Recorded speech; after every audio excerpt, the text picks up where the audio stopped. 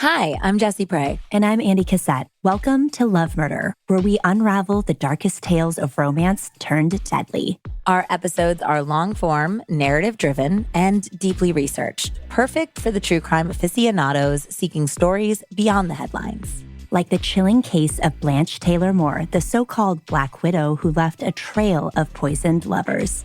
Or the shocking murders of Chad Shelton and Dwayne Johnson, where family ties masked a sinister plot. Subscribe to Love Murder on Apple Podcasts, Spotify, or wherever you listen.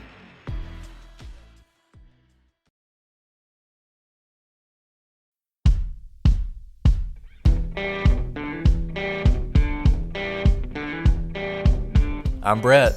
And I'm Alice. And we are the Prosecutors.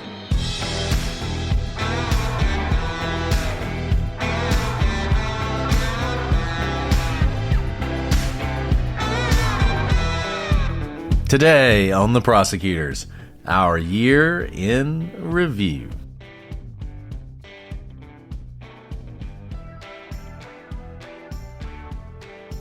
Hello everybody and welcome to this episode of The Prosecutors. I'm Brett and I'm joined as always by my filled with gratitude co-host, Alice. Brett, I am filled with gratitude because I cannot believe this is our 5th year in review. How is that even possible?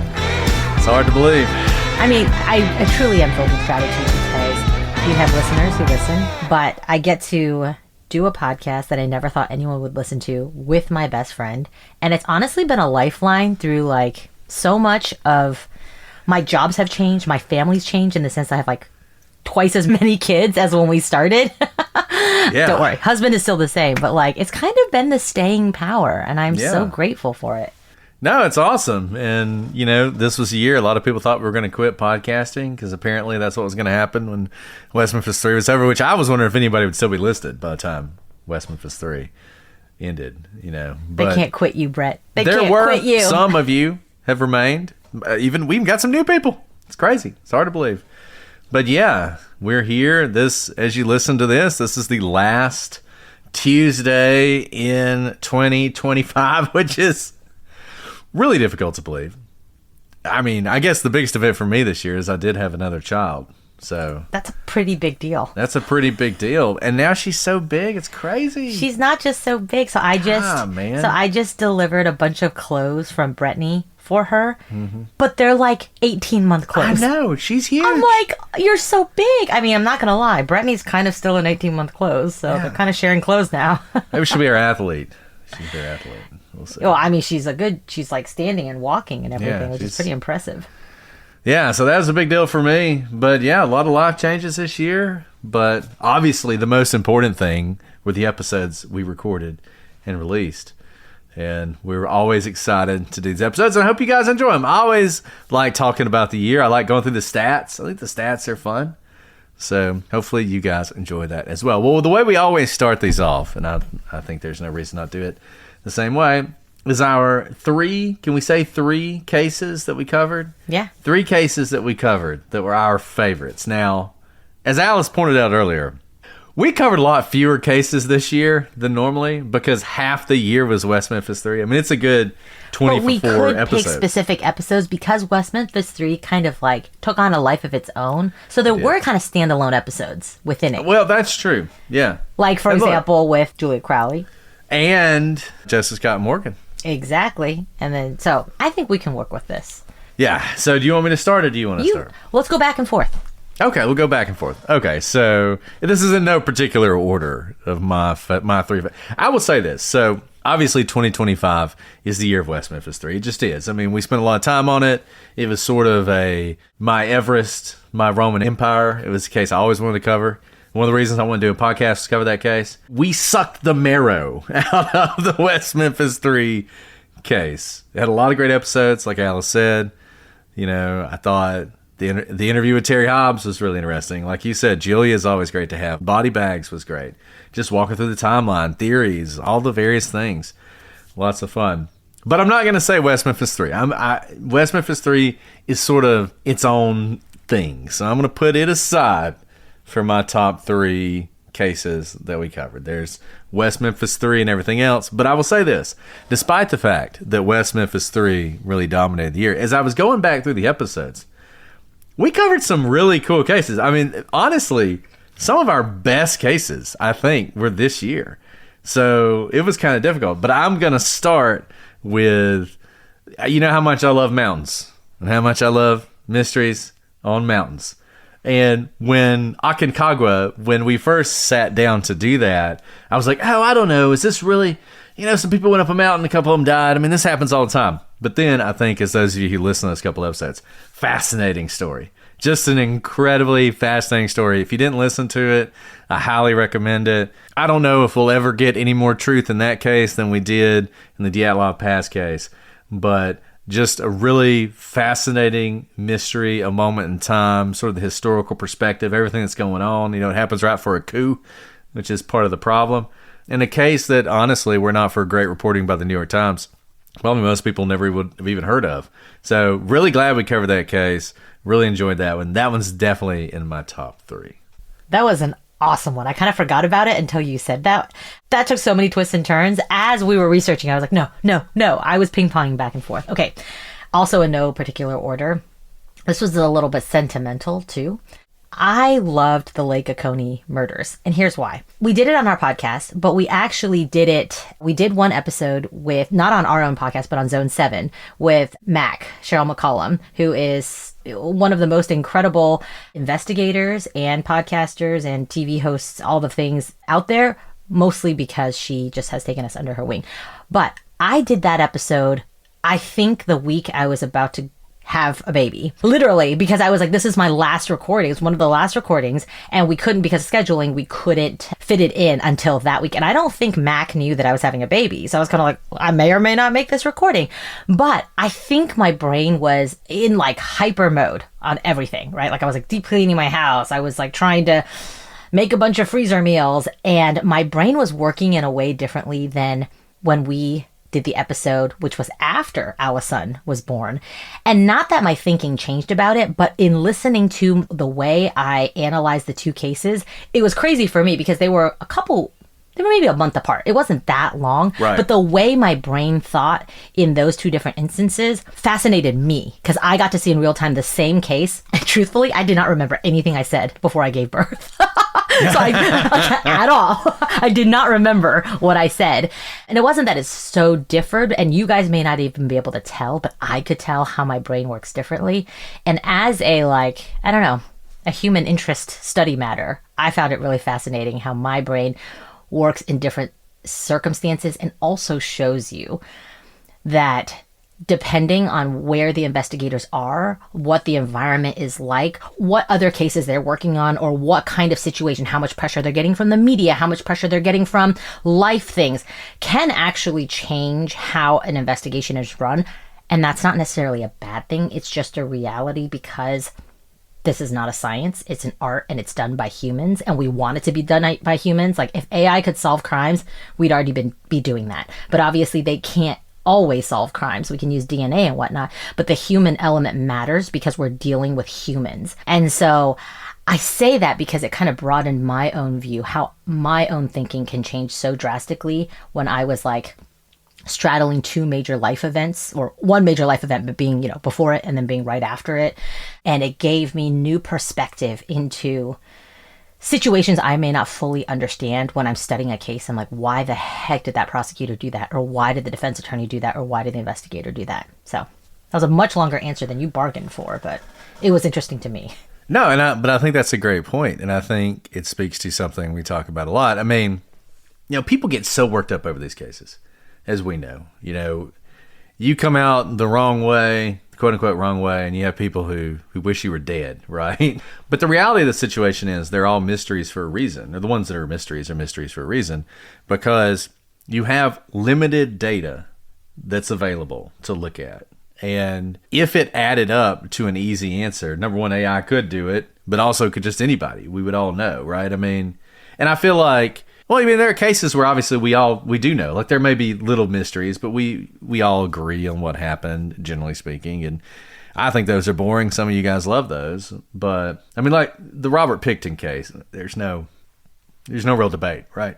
But with these other ones, so much of it is the lens that you're looking through and maybe the mood you're in that day. I mean, even for us, right? And I really experienced this a lot in the West Memphis 3 thing. I mean, I would go back and forth on what I thought. I think you did too. I think right up until the end, just because there wasn't enough there. Usually, I would say 9 times out of 10, 99 times out of 100, I feel like there's enough evidence to come to a pretty good idea. It might end up being wrong, but a pretty good idea. That one was just different. But I think that's important to remember. It is a sort of lesson for all of us when you're listening to these cases. Don't get so invested in a theory or a solution or a suspect because you don't even know what sort of unconscious things could be affecting the way you look at it. So that is an interesting case study. Looking at the case before you had the child and then after they had the child, right? With like the stressors, right? There were the stressors pre and post, and then like sleep deprivation and like, you know, all the things that come with it, which really I think mirror real life too. When you have other things, it may not be a baby, but it could be, you know, the media is all over you, hounding you, that sort of thing. Yeah. So that's fascinating. Okay, that's a great case too. And that's the thing, I'm telling you, we covered so many great cases this year. That was a really, really fascinating case. Another case that like could be solved, you know. So I'll say my second one that I really enjoyed covering. It's funny. I think all of my top 3 cases are cases that I was like, yeah, we'll do that one. Not thinking that I would both enjoy it as much as I did, but also feel like maybe we reached some sort of conclusion. And that's the Karen Silkwood case. I mean, I felt like on the Karen Silkwood case, by the time we finished, we knew what had happened. You know, and I can't prove it. No one ever will be able to prove it. But I just felt like sitting down and really looking at the FBI files and reading a lot of the information and listening to some of the podcasts on it, it became so obvious to me what was going on there. And so I enjoyed covering that for a lot of different reasons. I mean, the historical aspect, the mystery of it, telling her story, trying to get some sort of truth. So that honestly is one of the top cases we've done on the podcast as far as I'm concerned. Another one that was pre-West Memphis 3, so I don't know if it got kind of lost in the shuffle, but I really enjoyed that one. That was an awesome case because obviously I didn't follow that case as closely as you, in the sense that I didn't know how much was already spoken about it out in the true crime world, I suppose. So I came in completely neutral, in the sense that I didn't know that everyone was like, oh, it's this big conspiracy. So the first time I read through everything, I was like, she was having a really rough time. She just got divorced, was no longer with her children. She had been a stay-at-home mom. Like, a lot of this is seeming like not as mysterious as it seems to be. And then when you said it, I was like, oh, thank goodness. I'm not missing something big. But not realizing that that wasn't really the obvious theory circulating out there. But and another instance where we're terrible co-hosts. You know, if this were a professional operation, we would have like a pre-show and we'd sit down and we'd talk about the case and what we're each going to say and what our outcome's going to be. We do none of that. So it was all buttoned up and consistent. It's just a good thing we think the same way. Exactly. Speaking of not buttoned up, okay, I'm going to cheat a little bit because it's going to be, it falls into one of my favorite episodes, but it might not be a favorite case. And now I'm going to get all sentimental on you. You described me as grateful, and I am grateful. Okay, one of my favorite episodes of this year was A Little Less Conversation, West Memphis 3.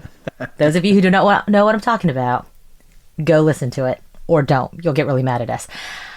Because talk about not having any sort of notes, not going off an outline, not talking ahead of time what we were going to talk about. And it was like at its core, even 5 years later, you know how you like read the tabloids and they pretend to be friends and all these things. People have asked, are you really friends with Brett? I think all you have to do is listen to that episode and you'll know that everything you hear here is incredibly genuine, and that I truly am so glad I get to do this with my best friend. And we have fun doing it. The reason we're able to do this for 5 years is because of that episode. That was no notes. That was no pre-show. Yet we talked forever and had a great time. And the sentimental part, if that wasn't already sentimental enough, that gave birth to After Dark. That's true. Yeah. Which actually is so fun to so do much fun. because all we do all day is like clean diapers, argue motions to suppress, get yelled by judges, have filing deadlines, and get yelled some more by judges. And that one, we get to just kind of have fun. And although we have a lot of fun doing this podcast, you're like, it's really important stuff. You want to get it right. And kind of letting down our hair and just being able to talk about what's on our mind is really fun. And you guys listen, which is even crazier. So that episode was awesome. And it was so fun. And it was so easy is the thing. I mean, there's a reason we did After Dark afterwards, because like, wow, this is easy. Because we did. We just went in and just started talking. Once again, we knew what we were going to do, but no pre-planning whatsoever. And Not even a little. Went. And we got to like 40-something minutes. It was so many minutes. And we only cut it off because I think we did it after another episode. So it was really late. That's right. We did do that because we recorded a real episode and then immediately and then went off live and then started recording. And I think both of our spouses were like, where are you? Yeah. So that one was cool. And so Spotify, one of the cool things about Spotify, I've actually started listening to everything on Spotify now because I want my Wrapped to be more accurate. Now, after it called me a 75-year-old person, so... And by the way, I think, sorry if we haven't done this, is our Patreon linked with Spotify? Because I think we're supposed to do that. Okay, it is. If you listen, you can listen to our Patreon on Spotify. Good. Someone was asking me, and I was like, I think it is, but... So, yeah, you can do that. So, you can comment on episodes on Spotify, which you can't do on most other things. Platforms, right. And then it tells you, at the end of the year, what your most commented on episode was. And it was a little less conversation. Ironically, it really spurred some conversation. It did spur some conversation. A lot of those comments, I think, were angry comments. They were, but you know what? Dogs don't bark at parked cars. That's all I got to say. We're a couple of Ferraris over here. There's no telling how many listeners we lost who they're West Memphis 3, I'm into that. I'll listen to these guys. This is the most ridiculous podcast ever. I hate this podcast. These people are terrible, but it's fine. We don't do this to be successcul. We really don't. It's a random, it's just completely random. Okay, so you're all sensitive or sentimental. My last one is not sentimental, but I'm going to say it anyway.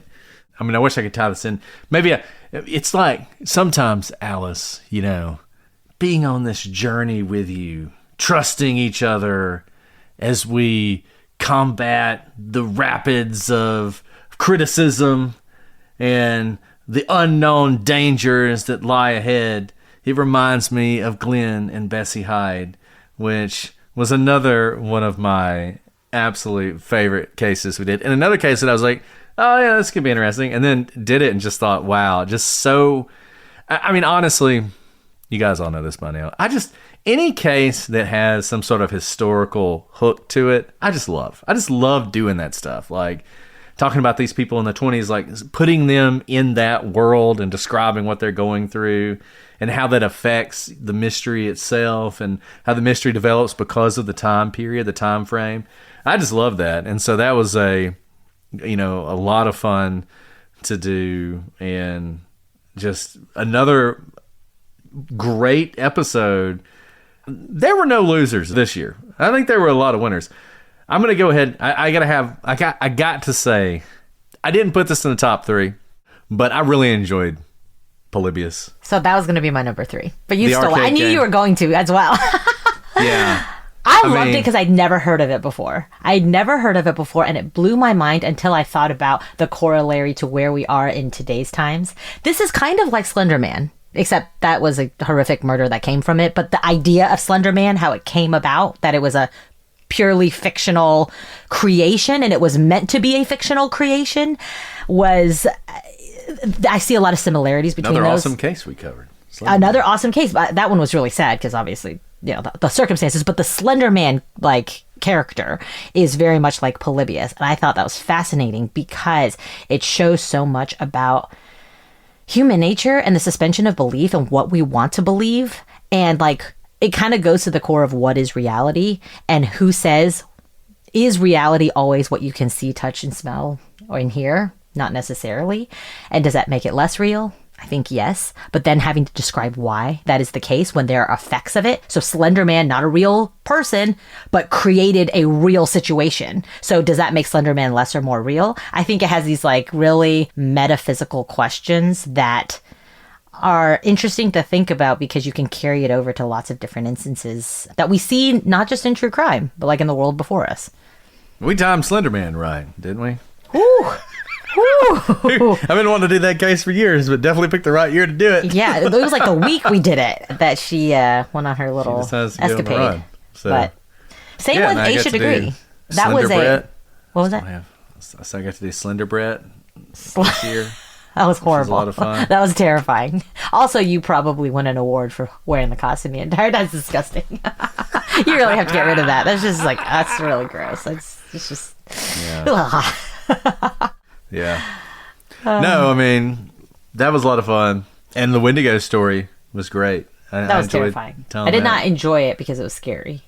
But I know what you mean. And Wendigo is kind of like Slenderman and Polybius as well. Like when the effects are real. That's a good point. Is reality anymore, right? Mm-hmm. Yeah, I thought those were fascinating cases. I did not love our super murdery ones. We had like Robert Pickton, super murdery. Our super murdery ones? Yeah, like West Memphis 3, super murdery. Robert Pickton. That was a lot. That was a lot. I mean, we did some very disturbing cases. Because we did Robert Pickton, which was incredibly disturbing. So disturbing. And then our first, I can't remember the name of the guy right now, but our first Halloween case. Oh, Lord. Oh, Halloween. That's the first case. That is the first case we've ever self-censored. That's true. Because I read it and I was like, we can't. Like, we can't read to this an out loud. extreme degree. I mean, there are occasions where we'll say something like, we're not going to say exactly what happened and we'll move on.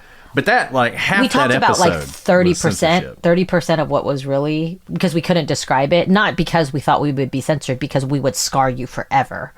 Oh yeah, just terrible. You don't want to put that just a window into mind. human depravity. Yeah. In that case. But yeah, I don't know. I mean, you know, one of the, I guess, sadder cases we did in some ways is Pablo Velez. Oh. You know, innocence case with someone who's actually innocent, had an opportunity in parole. Parole was denied, which sucks because people get parole all the time that don't deserve it. You know, I was looking at you probably looked at the outline too. We're doing an interview talking about a case tomorrow, and there was the suspect who did it was someone who had committed a horrific crime and got parole after 4 years. And immediately went back to doing all these. And it's like, that guy got out on parole, but Pablo has been in prison now for 25 years. I don't even know how long he's been in. And can't get parole, even though he didn't do it. It's just frustrating. But I'm glad we did that case. I mean, that was another sort of example of a case we did that I thought was great. And I don't know. I mean, we got a lot to live up to in 2026. I think we kind of... And it was funny because we felt like, I think maybe, you know, like Little Engine Who Could. West Memphis 3 was taking so long. We were like, every other episode we do has to be like out of the park. Yeah. We worked really hard this year and we added 2 babies to our families. I know. Why do we always do this to don't ourselves? Because I'm a little bit tired, you know? I told this on a previous episode, but it's worth telling again because it just shows how exhausted we were this year. We shot 2 documentaries. Both were this year, right? That's true. We because did. 2020 was last year. Yep. And so we shot 2, which both involved travel. Yeah. And so being away. That's right, because we both had Second like documentary newborns. should be coming out Very soon. anytime I think now. January or something. Mm-hmm. But it was the Delphi, the Hulu 3-part series. I guess I was like, baby was 6 months old. So I was driving to recording and I was like, let me listen to our update. And I was listening to it. I was like, I don't remember saying any of these things. And I was like, this must be years ago because we did the Delphi case so long ago. So I was like, must have been a long time ago. And then at the end of it, I was like, yeah, so thanks for all your well wishes for the baby. And I was like, Brittany? And then I realized we had recorded it 3 months ago and I couldn't remember a single thing. Homes.com knows when it comes to home shopping, it's never just about the house or condo. It's about the home. And what makes a home is more than just the house or property. It's the location and neighborhood. If you have kids, it's also schools, nearby parks, and transportation options. That's why Homes.com goes above and beyond to bring home shoppers the in-depth information they need to find the right home. And when I say in-depth, I'm talking deep. Each listing features comprehensive information about the neighborhood, complete with a video guide. They also have details about local schools with test scores, state rankings, and student-to-teacher ratio. They even have an agent directory with the sales history of each agent. So, when it comes to finding a home, not just a house, this is everything you need to know all in one place. Homes.com. We've done your homework. Time no longer really means anything It really doesn't. to me. It's like it moves in these sort of weird, I don't know, Circles. ebbs and flows. Concentric And so circles. We just keep going back and forth. I can't remember when things happen. They just all run together. You know, it could have happened this year, it could have happened last year. It's like looking back at the episodes we covered. Some of them I was like, we did that this year? Yeah. Like the Lake Oconee murders. When I saw that, I was like, wow, Yeah. I forgot we did that And the this year. only reason I remember it is I remember recording with Mac the week before I went to have a baby, and then we recorded that soon after. Because Yeah. you're like, you already know this case, and I was like, I don't remember anything. Right. So we were probably entirely inconsistent when we did that. I was. So one part people always enjoy, which we definitely want to do, is... Well, before we do this, I do want to say, we did one other thing this year, basically this year, that I want to highlight in case you guys have missed it, which is our Substack, the True Crime Times. If you're not following that, you should definitely check it out. Most of the stuff is free. And in fact... So I say we do it. In reality, Jason Blair is the editor of the True Crime Times. So we just sort of like help out. And he's gotten people from across true crime, all sorts of really interesting people who've done articles for it, victims advocates, true crime people. I mean, all sorts of amazing stuff. We actually started it because we wrote a Karen Reed op-ed that was too hot. Right. Nobody would publish it. They were all afraid. They're all scared. Like we fear no man. You know, you can't. You want to sue us? Bring it, right? But I'll just go ahead and tell you, mainstream media terrified of the lawsuit, right? So like they were like, can we really say she's guilty? And it's like, yes, you can. You can. But they didn't want to do it, and so we had to we basically like, fine, we'll just start it on Substack. And so we started Substack where we could publish anything we want and have a lot of other people. We just published something about, which I thought was interesting. I think you guys would enjoy as well. My Twitter experiment to see just how many, if I could get to 5 million interactions, which is what you need to be monetized, just by mentioning Karen Reed's name. Like, that was it. Just I want to mention her name. You know, every tweet's going to have her name in it. And it was crazy. And if you read it, the charts and everything, insane. And I think a real insight into what drives a lot of the coverage in these cases, some of the problems with true crime, but also some possibility as well. So I had a lot of fun doing that. And I'll say this, if you're out there in the world and you have an interest in true crime, or you have something you want to write about, or you're somebody who has an interesting story to tell, reach out, because we're always looking to highlight that stuff at the Substack. I mean, it's a lot of fun. So you guys should get involved. Also shows how this podcast has taken us places we never imagined when we started. Not only all these podcasts, all these guests on other people's shows, shooting documentaries, getting to meet you guys, year after year, and getting to know you year after year at CrimeCon, but now a Substack. And who knows what next year will bring? Who knows? Who knows? The detectives are in the chat. We met them. They have a great podcast. Right. If you haven't listened to it, we did an episode on legal briefs. You should check out. But, they stole our name, but that's fine. They are detectives. We are prosecutors, so it makes sense to have. It is descriptive. They're prosecutors. Truth is a defense, so. Brett. Yeah. Truth is a defense. Yeah, so they're awesome. You should check them out. But anyways, demographics. I do demographics. I was talking about demographics. Because it shifts a little bit each time. It does. So, people always ask. They always ask me, is it true that most of people who listen to true crime are women?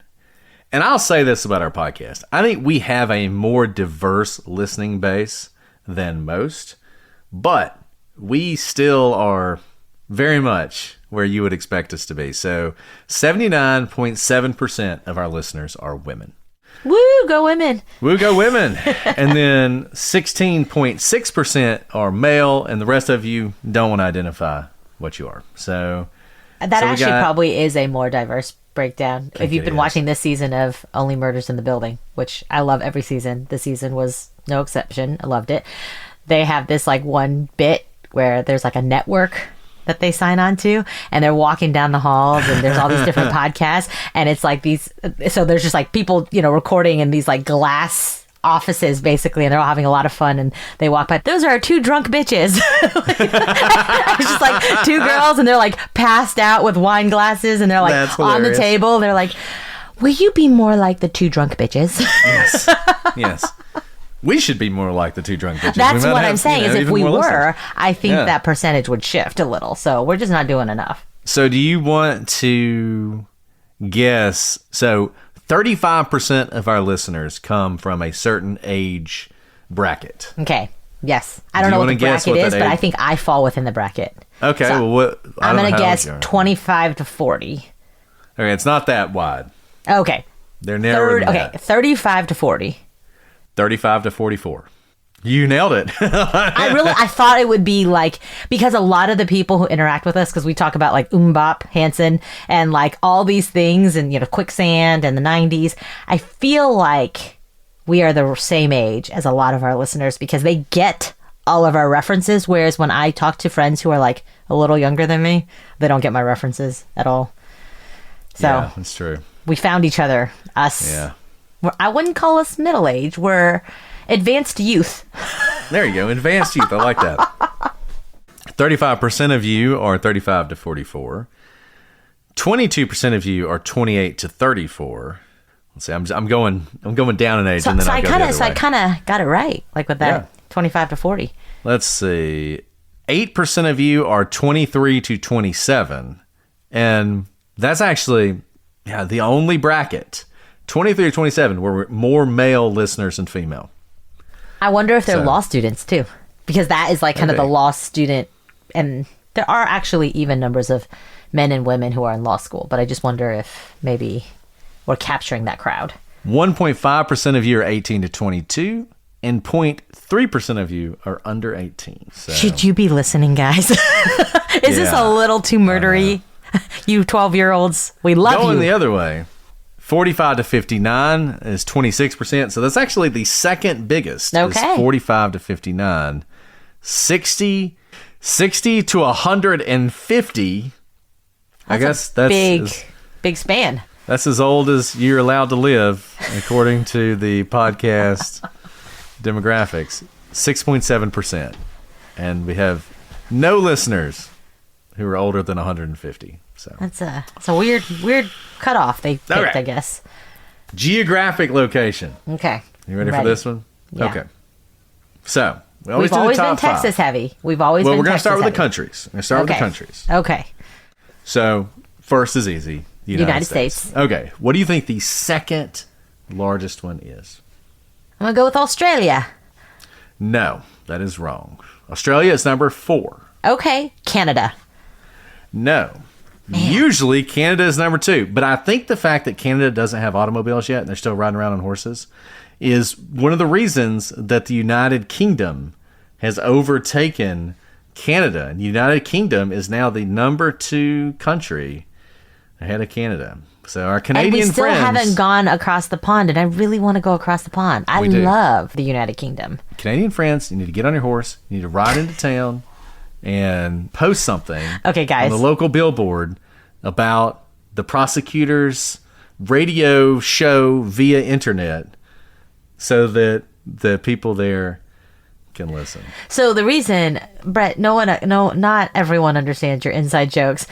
We have done a couple Canadian cases, and in one of the cases, we talked about the Mounties who ride horses, and we didn't say they exclusively rode horses in Canada, but Well, I someone. did make a joke about how that's one of the Brett reasons it's makes hard for them to jokes save about solve everything. cases because they have to ride horses everywhere. Brett makes jokes about everything all the time. That is who he is. He doesn't know how to live otherwise. But anyways, someone got very mad because they thought that we really thought Canadians. Not just one. And look, this is Not a just one, testament. a lot of this is a people. test. This is why I love the Canadian people. I mean, in all honesty, They the really Canadian bonded people together. are like salt of the earth, just honest, straightforward, earnest people. And if they hear somebody say that the Mounties all ride horses, they just assume they must really believe that. And so we got multiple people who were angry And at us. but they were like Canadian angry. So they weren't Canadian scary angry yes. because when like Americans or Australians get angry, they get angry. They were like super angry, but really polite about and it. confused. They were confused. They were confused, but they were very polite about it. So I just want everybody to know, I know that the Royal Canadian Mounted Police, despite their anachronistic name, do not ride horses. I know that's just a parade thing, and they have cars and SUVs and helicopters and motorcycles and everything else. They're a modern police force. It was a joke. But they Everybody still ride laughed. horses sometimes. And they still ride horses sometimes. And frankly, maybe they'd solve more cases if they rode horses. I mean, Maybe. I've seen Have Dudley you seen do Canada? right. I know That's how a it lot of is. wilderness where Yeah, no you need those automobile horses, can go, man. but horses can get there. Horses Anyways, are the best. I had to explain your joke because not everyone understands your jokes. I'm sorry. And the thing is, like, if you've ever seen riot control, police will tell you this. Like, you'll see crowds, like, rocking police cars back and forth. You know what you don't see? People rocking horses. Horses are, like, terrifying. And the New Orleans cops talk about this a lot because when it's time for Mardi Gras to end, the mounted police, they start at the end of Bourbon Street and they just start slowly moving down Bourbon Street. And that horse gets up to you, keep going. Horses are terrifying. So It's true. It's there's true. a reason we still use horses in law enforcement. But okay, So maybe that's Canada's 4. just ahead of all of us. Canada. Exactly. I love you, Canada. Oh, Canada. Oh, Canada. Okay, wait. So we have U.S., UK, Canada. We have Australia, and now one more. One more. Okay, let me think about this. A lot of pressure over here. Germany? Germany is number 8. Okay, so I'm not like wildly off. We haven't gotten any of the Asian countries, which is too bad because I would love for someone to invite us over so we can have like real Asian noodle soup. Because all I have is what I make here. That'd be okay, amazing. not Germany, a European country. It is European. Okay, France. No. France is number 17. Spain is number 15. They speak English. Oh, who speaks English? There's a lot of people getting insulted all of a sudden. I'm sorry. A lot of people getting insulted. Now I can't think Independent of. nation. Not Now I part of the English speaking country you're thinking of. Now I'm drawing a blank because I'm put on the spot. Do you want me just to tell you? Ireland. Ireland. Okay, the Irish. Emerald Isle. Oh, Ireland. The Republic beautiful. of Ireland. Up the Republic. That's right. Yes. I knew this because we talked about what's that show called?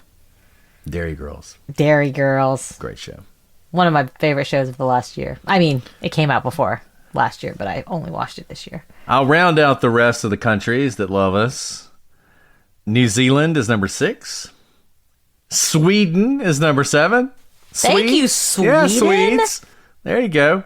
Then Germany. Then Poland. Yeah.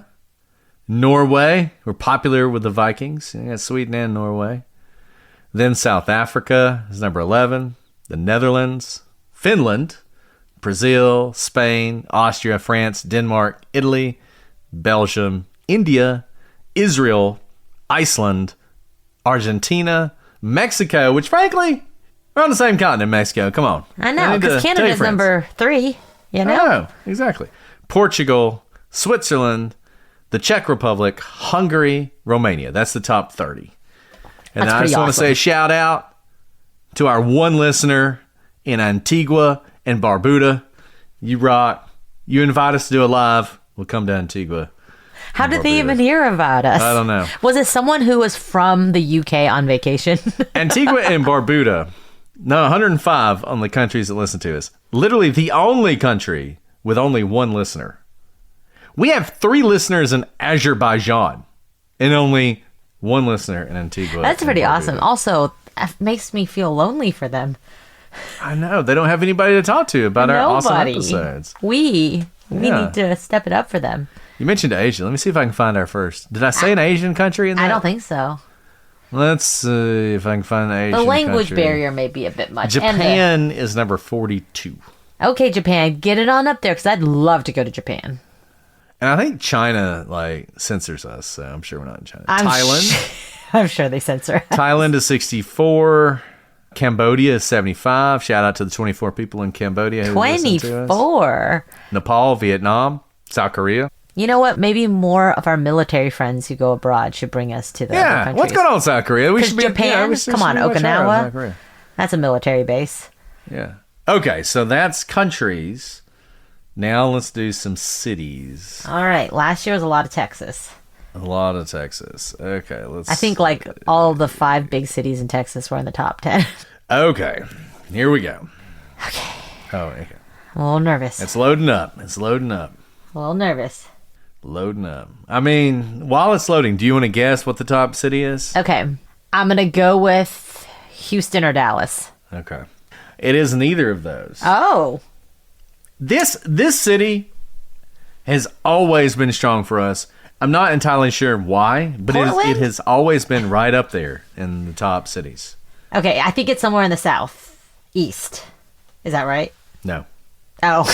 I said Portland. Because didn't we have a lot of listeners in Portland and I didn't know how? Portland, 1, 2, 3, 4, 5, 6, 7, 8, 9, 10, 11. Portland is number 11. Not bad. Not bad, Not Portland. bad. Okay. Chicago. Chicago Has always been so good to us. It's always been good to us. And I don't know why. Because I don't we either. don't have particular ties. Like, we haven't been to Chicago. We've and never even done an Illinois case, as far We as I know. haven't done an I've never Illinois done an case. I like Chicago. Or maybe we did one out of Chicago, I think.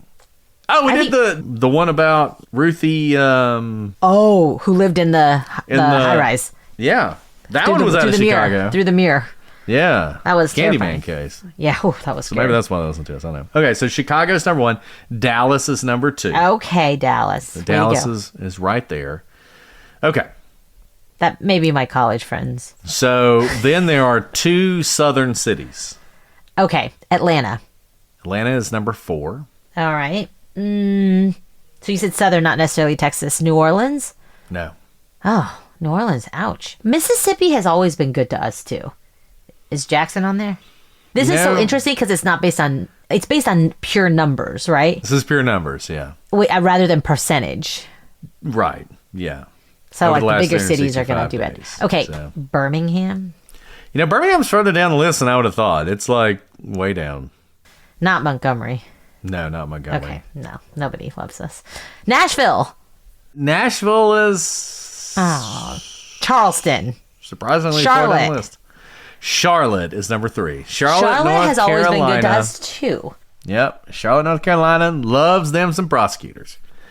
And then Charlotte is basically tied with number 4, which is another southern city. Atlanta. Atlanta. Okay. Yes. And they are like, you can drive between the two. The carriage guesses? of this podcast from one city Sure. to the next. Any guesses for number 5? I'm going to go back to Texas, Houston. Yes. Houston is number 5. Boom. And Houston is always sort of like ranged up and down, you know, in the top 5. It's always been in the top 5 sort of. And it's a Sometimes huge city, so it's not really fair, you know? I feel like if only 0.01% of that city listened, it'd still be really high. To round out the top 10, Denver, Colorado is next. Minneapolis, Minnesota. I assume that's all Sophie's doing, Minnesota. Indianapolis, Indiana, which could be Delphi related. Delphi. Yeah. New York City. If you can make it there, you can make it anywhere. Wow. I mean, we haven't really made it there. They're not number 1, but I see what you're saying. Let's see. Then Portland. So then New York's number 10. Portland. Then Washington, District of Columbia is number 11. Philadelphia, Pennsylvania. Los Angeles, California. Seattle, Washington. Phoenix, Arizona. San Antonio, Texas. Detroit, Michigan. That's Joe's doing. Brooklyn, New York. Which I didn't realize that New York, and I didn't Brooklyn, New know. York were separated. I didn't know it was separate either, but If you put them together, then they'll probably shoot up in the they're top number 10. 1. Oh, okay. If you put Brooklyn and New York together, it's number 1. Then can we just say that we are number 1? There you in go. New York? Number 1 in New York. St. Louis, Austin, Austin. There you go. Kansas City, Missouri, Because of Taylor Swift. probably. Orlando, Florida. Salt Lake City, Utah. Pittsburgh, Pennsylvania, and Boston, Massachusetts. Can I just say how varied that list is? How awesome is that? Like, that is just it's all over the across the place. country. Yeah. You know? Like, I've never been to Detroit. I want to see where our first foreign city is. if it lists. That's a little hard because of the concentration. Yeah, I don't know if it may only list American cities on this. Yeah, I think it only lists American cities because I think Probably not enough I don't think numbers. Tacoma, Washington has more people listening to us than like London, for instance. Right. Yeah, Which is okay. So, anyways. All right, so there's Montgomery. Montgomery's way down the list. It's on like number 105 or so. That's embarrassing. That is embarrassing. Come People on, get Montgomery. tired of us. What can Come I on, say? Montgomery. Why listen to it when you get the real thing? That's true.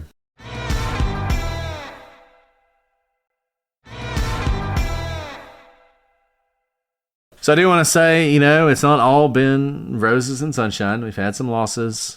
I'd be remiss if I did not mention a couple of them.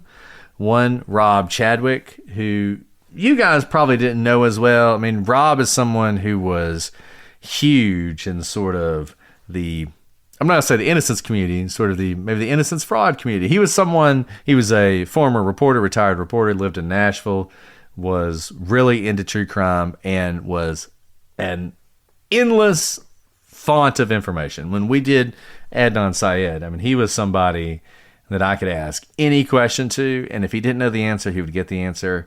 Just a brilliant guy, really intelligent guy, and a huge loss. I mean, both people we're going to talk about are just huge losses. And I had a professor in college once, and he talked about how when his mentor passed away, that all he could think about is like, what this person who just knew so much and was so intelligent and was just a master of all these different fields, and to lose that, just what a blow that is. And definitely saw that this year.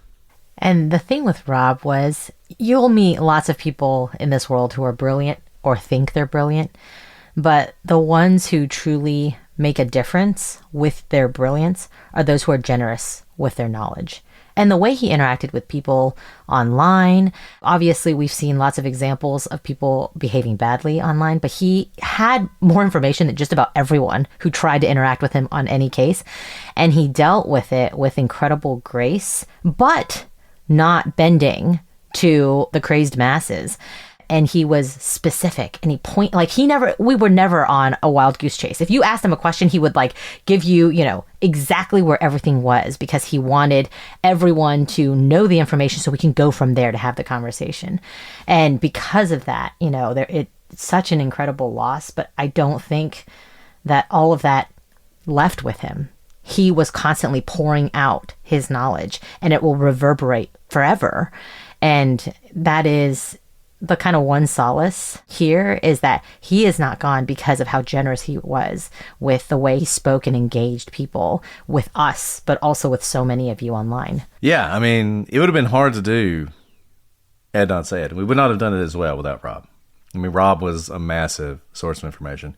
And talking about, how he was always generous with information, I remember people out there probably remember Timeline Lady. And so Timeline Lady has a Adnan Syed timeline, but after she got mad at us for citing her Delphi timeline and including a link to it on our website, she took all the timelines down. So I'd done the whole Adnan Syed outline, and it was done, and I sent it to Rob. I was like, hey man, I got this whole outline done, just check this, and if you see anything that you think's inaccurate, let me know, because I want it to be as accurate as possible. And he sent it back to me. He's like, hey, by the way, do you want Timeline Lady's timeline? Because before she took it down, I copied the whole thing. And I was like, sure, send it to me. And so then I included just little pieces of that timeline in this is how petty I am, in our discussion, just so Timeline Lady would know. And I got the response I wanted on that. So I love Rob for that. That was we laughed about that. I got to meet him in Nashville before he passed away, and we had some drinks, and just the little joys you can take out of life. I mean, that was one of them. And he was a great guy, and I am forever indebted to him, and I'm going to miss Rob. And then obviously we talked about Jessica. I mean, Jessica was just awesome, incredible. Similar thing on West Memphis 3. I mean, West Memphis 3, we have been researching West Memphis 3 for years.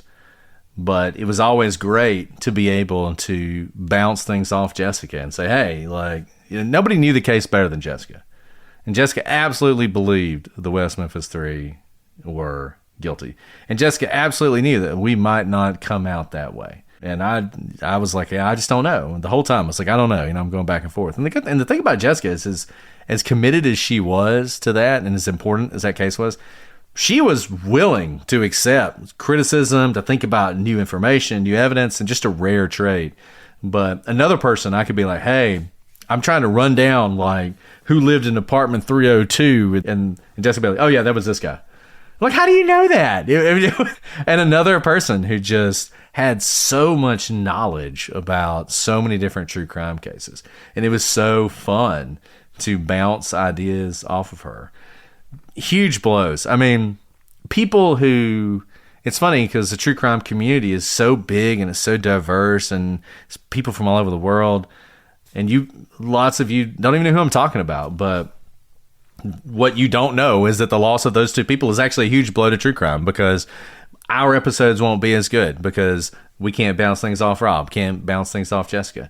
And I miss them for that, but I also miss them just because they were good friends. And this has been a great year, a fantastic year, another wonderful year of the podcast, but it's just another reminder that life is too short. Hug your friends, love your friends, take care of your friends. That's the best I can offer you. Yeah, with Jessica, what was so amazing, we've said this so many times before, that we had the podcast, which is a small slice of what the Prosecutors community is. It's a committee of many. It's a committee of many, but that's the point. We started the podcast, and it's like this tiny slice, but it has expanded to this incredible community that is literally worldwide, and it's not just online only. You guys have been there for us in times of just some of the biggest parts of life, and we are not just online friends. And it's because of people like Rob and Jessica who helped build that community over time. They would check in on us, not just on like gallery posts, but one-on-one.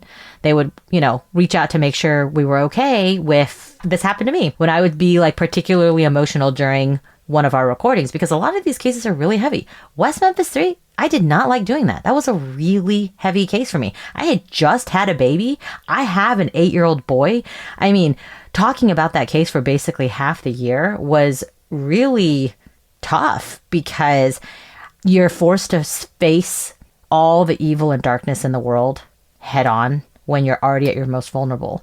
And I remember a couple of times when I would get really like clearly emotional talking about some aspect of the case during one of our recording sessions, and Jessica would reach out and just say, hey, that was a tough episode. You doing okay? And it was outreaches like that, because we don't do this just for fun. Like, we are affected by these cases. And I think that's why the cases are good, because we are human beings who are affected by this. We say this all the time as well. We can't let these cases affect us when we prosecute them. And so in doing this podcast, we're actually able to do something that is a rarity in our profession, and is something that is actually a huge balm for my soul, to be able to feel the emotional side of these cases that I usually have to put up a wall against. But it comes with costs. And when your community recognizes what you give to these cases and recognizes us people who are not just, trolling for 1-star reviews, that we're actually human beings behind the camera, it creates something so much bigger than what you may just see on the screen or what you may be hearing through your, earbuds.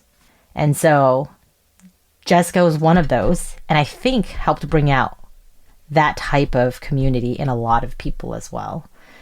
So huge losses. They are loved. They will be missed. But also, all of you out there, know that you're loved and you matter. Because these two people, you may not know them as we're talking about them by first name, but you can see how much they've meant to us. And you are that important as well. Every single person is. And oftentimes we only talk about people in this way after they've passed. And that doesn't mean that you shouldn't start talking about it and telling people that they matter to their faces while they're still here with you. But it also means that others think about that about you as well. And we're going to carry their memories forward We're not going to forget them as we move forward in this. I mean, there are already cases that we're looking at doing, and I was like, man, I wish Jessica was here. But I'll say this: I got a couple cases that Jessica did some research for us on, so her legacy is going to live on through that as well. Well, guys, look, we started off talking about how grateful we are, and we are grateful to all of you.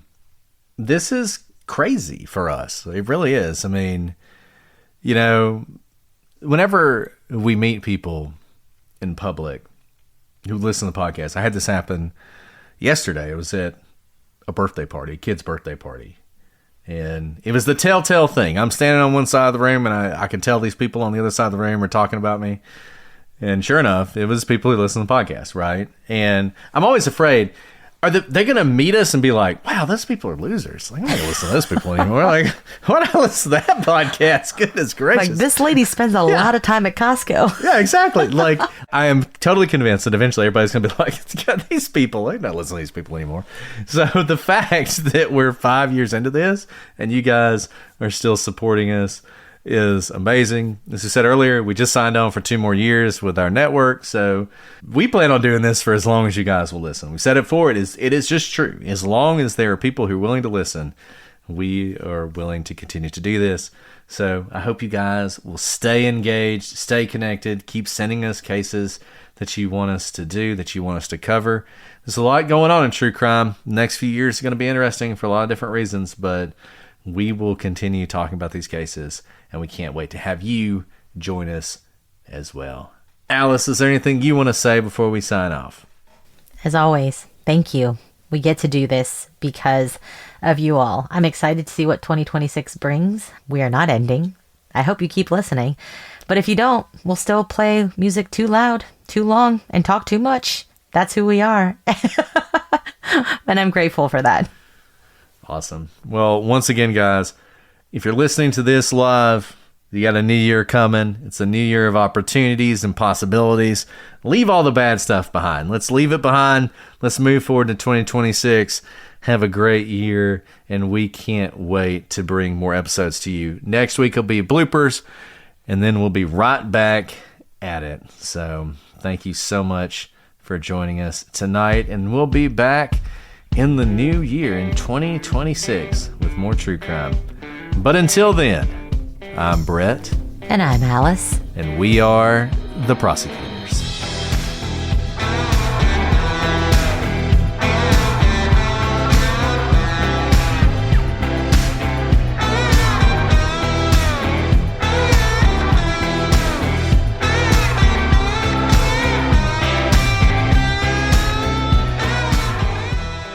All right, that time it did. Okay. I counted too fast, I know. No, it was just when I clicked it, it didn't do anything. So I don't know what's going on there. All right, I'm going to go ahead and go live if that's okay with you. Yes, of course. I know my clicker's not working today. You can't hear it? No, I can hear it, and when I'm clicking the first time, it's not clicking. Man, You got to double click. Yeah. That's really crazy. I'm just Hello, everyone. Hello. I'm just looking at how much of this year was worth seeing this. It was a lot. I'm like scrolling through. I'm like,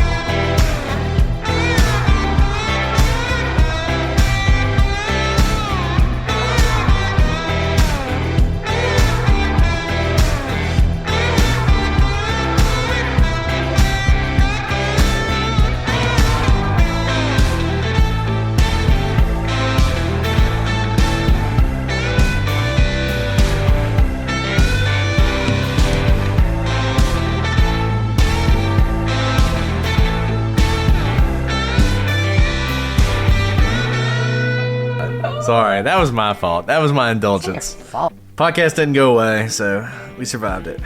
It's just so funny that it's so many. Mm-hmm. Yeah. I'm good. I was. Okay, let's see. It's been a day. It's It's been a day. How are you? You ready? I'm fine. I'm so great. ready. Could not be Let's more do it. ready.